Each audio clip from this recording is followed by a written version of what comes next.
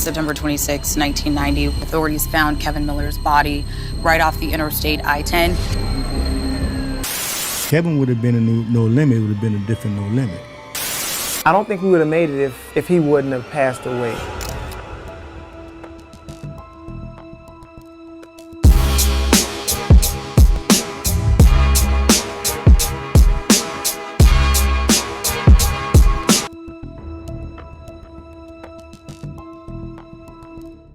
The morning of September 14th, 1990, began like any other for 22-year-old Kevin Miller. That day in New Orleans, he found himself in the company of two friends. The three were traveling together in a vehicle, their exact destination unknown. But what started as a routine drive took a terminal turn. Inside the car, a heated argument erupted between Kevin and one of the passengers. What sparked the confrontation remains unclear. But the tension quickly escalated beyond control. In a shocking act of retaliation, one of the men in the back seat pulled a firearm and shot Kevin multiple times, striking him in the head and back. The scene turned grim as Kevin's lifeless body was left in the hands of his killers. Panicked and desperate to cover their tracks, they disposed of Kevin's body along the roadside near an Interstate 10 exit in St. John, the Baptist parish. With the body abandoned and in the shadows of a quiet highway, it would take days before the truth surfaced. Do you feel like he'd be proud of where you guys are at now?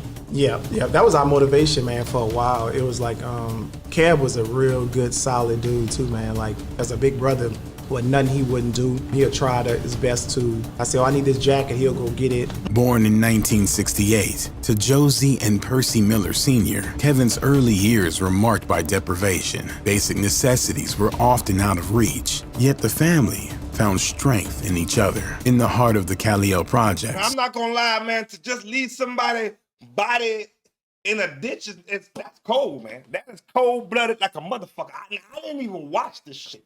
You know what I mean? I didn't have time to watch this shit. This goddamn, holy shit, what happened in the car?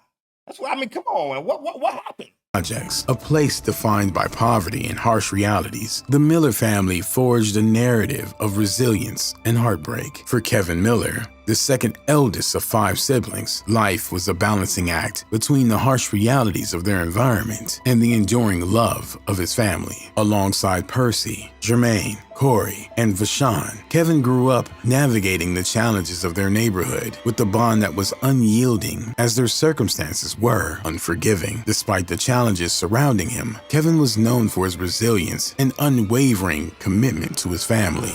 Serious person, he had jokes, you know what I'm saying? He would pretty much, I would say, P's, they about a year apart, you know what I'm saying? So he was P's, other side, you see what I'm saying? This dude had a savvy about him, he had a charisma about him. As one of the oldest brothers, Kevin played a pivotal role in supporting his siblings after their parents divorced. Among those siblings were Corey and Vashon, who would later become known as C. Murder and Silk the Shocker, as well as Percy Miller, who would rise to international fame as Master P. Man, maybe I'm slow. Silk the Shocker was a sibling? God, I knew about the one that was locked up. What his name again? Shit, man. But I didn't know about Silk the Shocker though. I didn't know that. God damn.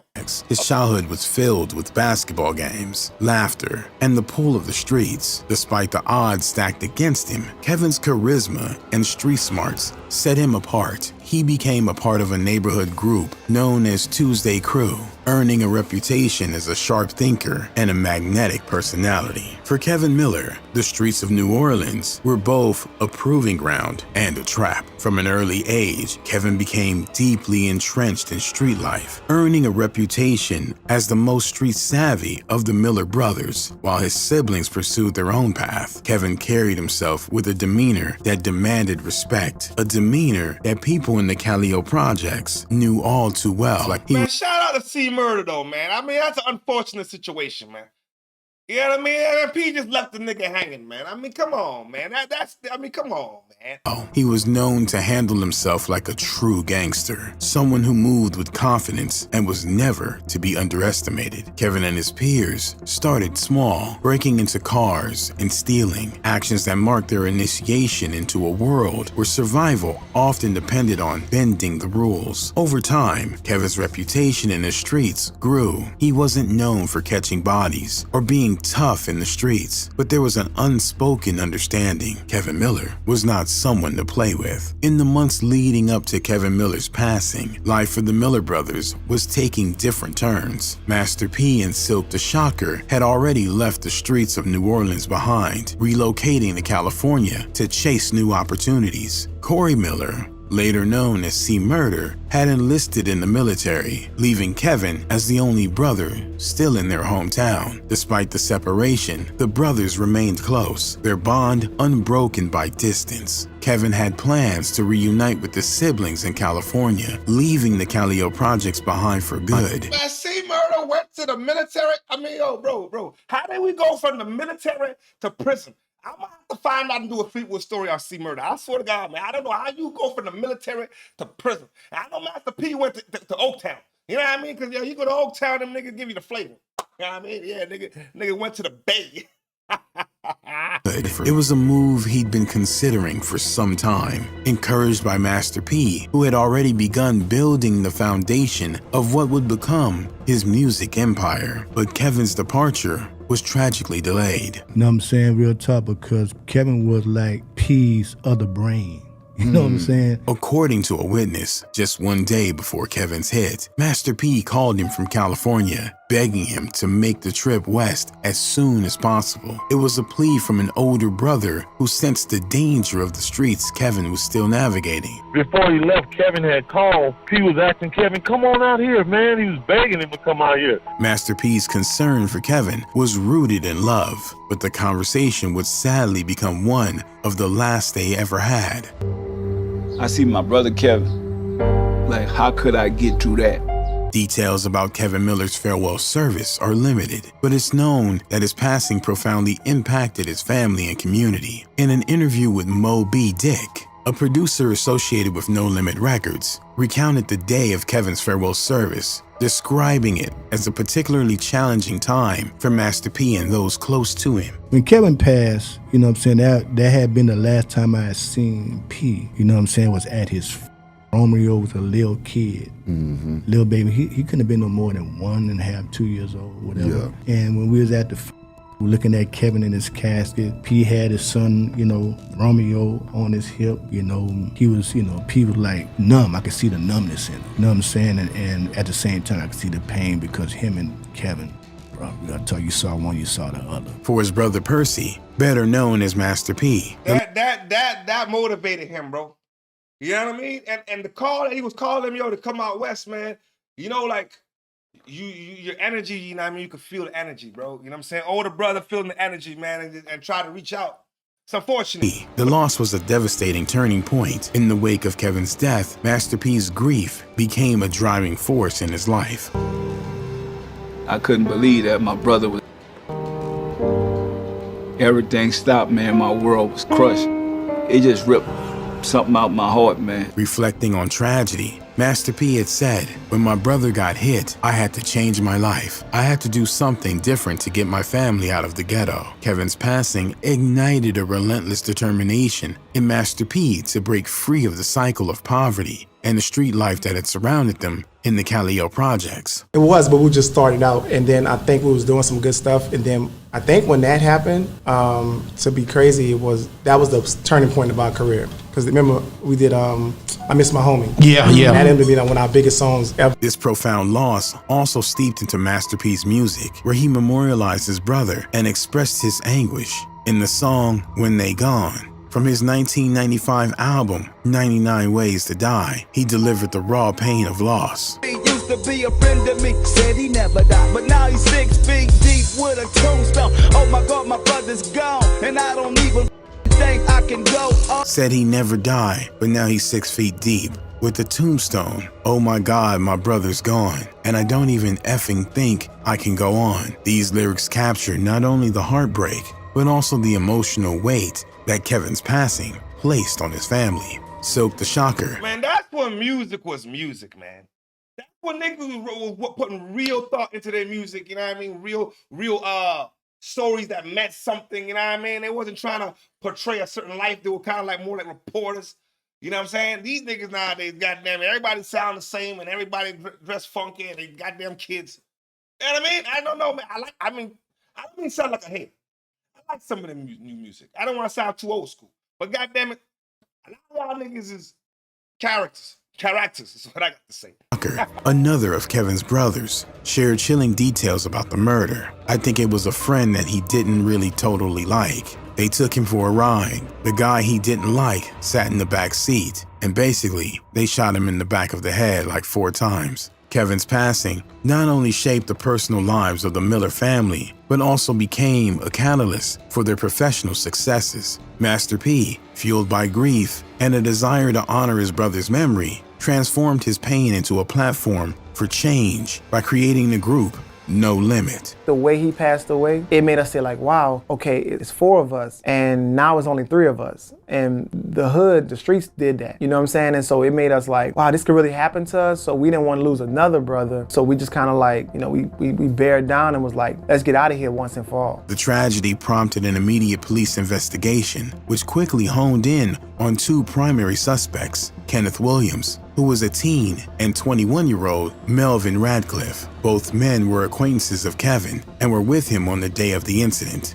The case took a dramatic turn when Melvin Radcliffe, overcome with fear and guilt, decided to come forward, fearing that Williams might implicate him, or worse. Radcliffe approached law enforcement and provided details about the crime. A goddamn teenager? Man, these kids, man, I don't know, bro. My time, we was reckless, but we had sex with our reckless. You know what I mean? I didn't know that shit was going on. That nigga, that 12-year-old? God damn. I said, no, it was different, bro. His cooperation led to the recovery of Kevin's body and the arrest of both suspects. The legal proceedings that followed resulted in both men being charged for their roles in Kevin's hit. Kenneth Williams, identified as the shooter, faced the harsher penalties, while Radcliffe received a lesser sentence for his role as an accessory. Both men were ultimately sent to prison. Didn't really do much time. The other one got like maybe 8 years, but got out, you know, early. So, you know, it's sad to watch, you know, but, you know, everybody got to get their judgment. So, you know, we'll play that, you know, play it like that. For Silk the Shocker, Kevin Miller's passing remained a deep personal tragedy that shaped his life and perspective. Over the years, Silk has shared details about the aftermath of the hit, offering insight into the fates of the 2 men responsible. According to Silk, both perpetrators served prison time for their roles in Kevin's passing. He revealed that one of them since passed away, while the other has turned his life around and is reportedly out doing good for himself. I think it was a friend that he didn't really totally like, and you know, I think you know, just being young, don't know any better. I think he just looked at it like, oh, okay, well, you know, he don't like me, but you know, we all good. Ain't nobody he didn't think he gonna lose his life, but you know, they took him for a ride. The guy he didn't like sat in the back seat, and basically they shot him in the back of the head like 4 times. When asked how he would react if he were to encounter the surviving perpetrator today, Silk's response reflected a sense of maturity and personal growth. It wouldn't be any animosity, he explained, suggesting that time and age have softened some of the anger. I think one of them may have passed away. I guess karma, maybe. I don't know. The other one, I think it's really funny. I think he's out, but he's doing something good with his life. So I let God handle that. You know what I'm saying? Like I let that up to God. I can't judge nobody why they did it or whatever. I don't really hold remorse, you know, but one of them lost his life and the other one is a really outspoken person who's trying to change people's lives. So, you know, I'll leave it alone. However, when asked about how his older brothers, Master P and C Murder, might handle such a situation, Silk admitted it likely wouldn't be as peaceful. You think that PNC murder feel the same way? That's a good question. Probably not so much. Probably not so much. Despite the passage of decades, Kevin's memories remains a powerful force in Silk's life. In late 2015, Silk took to social media to honor his brother in a heartfelt Facebook post, writing, "R.I.P. to my brother Kevin Miller. Although it's been a while since we lost you, it never goes away, even when you try to forget for a few. I guess at the end of the day, you was my inspiration to do better. I have to admit, even though I witnessed and seen demise, I always thought they would come back. Didn't quite understand. But when losing you, I swore talking to Mom, like when Kevin come back, found out later it wasn't no coming back. Made a decision to do it for you. Thanks, bro. Love you, and will always miss you." Silk the Shocker isn't the only member of the Miller family keeping Kevin's memory alive. Over the years, his brothers have also taken to social media to honor him, offering glimpses into the lasting impact of Kevin's life and tragic passing. In 2024, Corey Miller, known as C Murder, posted a heartfelt tribute on Instagram in honor of Kevin's birthday. His message reflected both the deep love and enduring pain that Kevin's absence has left behind. "Happy birthday to my big brother Kevin Miller. Rest in paradise. I love you and miss you. You are the truest I ever met. These are the realest words I ever spoke. We miss you out here. I'm going to see you when I get there. Rest in